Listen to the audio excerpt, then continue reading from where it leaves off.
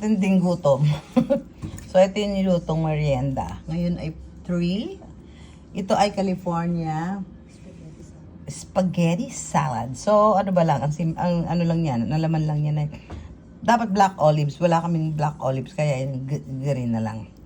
Tapos yan ay mayroong pipino, zucchini, zucchini,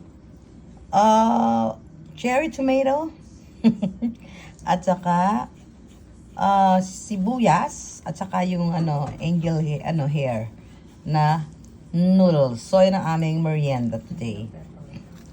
And bell pepper. Where's the bell pepper?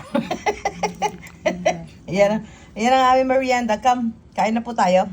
Gutom na. Yan, mga ano lang naman yan, mga simple yet interesting experiment. Bye! Enjoy eating pala kami.